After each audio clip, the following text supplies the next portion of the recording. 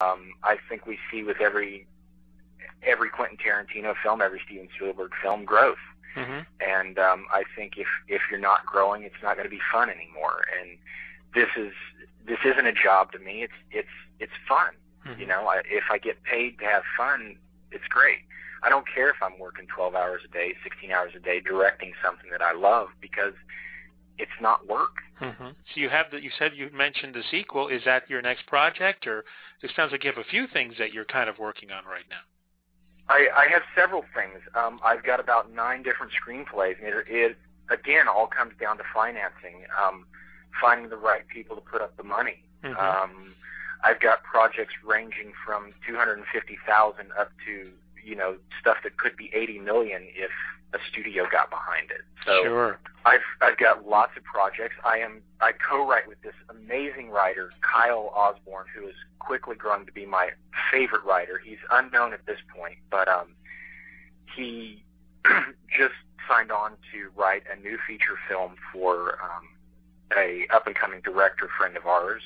Trinkus International, the company that did all the Halloweens, the new Rob Zombie Halloween, are talking very close to him. They have some of his work, some of my work, some of our work. But we've co-authored 3 screenplays, one of which is a relatively inexpensive film called Tonight He Walks, about this neighborhood that is terrorized by devil worshippers one night. And hopefully that's my next project. Mm-hmm. Or, you know, I could jump straight to the $1 million Written in Blood that I want to do with Philip Ward. So it all comes down to who wants to put up money for what project. Mm-hmm. Are you finding, because of the way the economy is right now, that that's difficult? Absolutely. I keep hearing, come back at the beginning of the year, things will be different. Come back at the beginning of the year, things will be different. Mm-hmm. See me in January. So we'll see in January if it changes. You know, I am currently actively directing and producing the Hartney Fisher story. So I guess technically that is my next feature project. That is, you know, we're shooting interviews on the 19th of Hart's mother. So I guess that's technically my next feature project. Okay. And then does it have a bigger budget than Nobody Does Alice at this point? Yes, it does. It's by no means out of this world. Right. But it does have money to work with. Mm-hmm. So we are looking for other investors to make it a bigger project. We want to go back to Champaign, Illinois, and interview people from his life, and we want to go interview Michael Gingold in New York and some different people. I don't know if you're aware, he was responsible for the, I think it was 1994, Glenn Danzig put out the Veronica comic, and it had the story Taste of Cherry in it, which actually shut down a comic book store in Oklahoma City. Yeah, I've heard about that. Yes, that's right. We want to go interview the guy that was running the store and the guy that shut it down, and I think he's led this phenomenal life again, and there's a lot of people we want to get out to, so we are looking for more money for travel, and I'm very confident that we'll find it.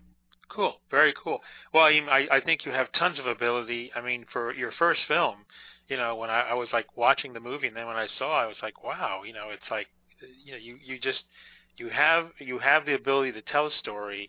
You got the performance out of her, that's for sure.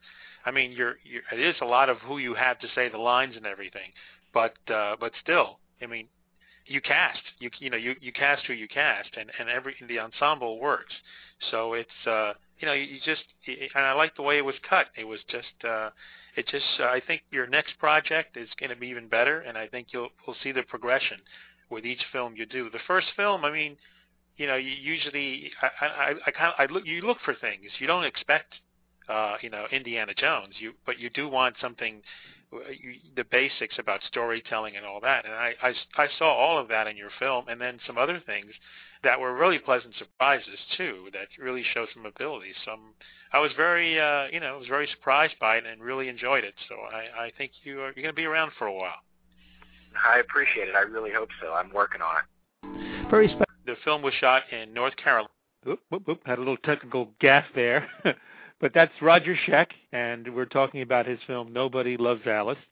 And it's available on DVD, and I think you will be very surprised and really appreciate Nitzan Mager's performance as Alice. I think she really is a rising talent to keep an eye on.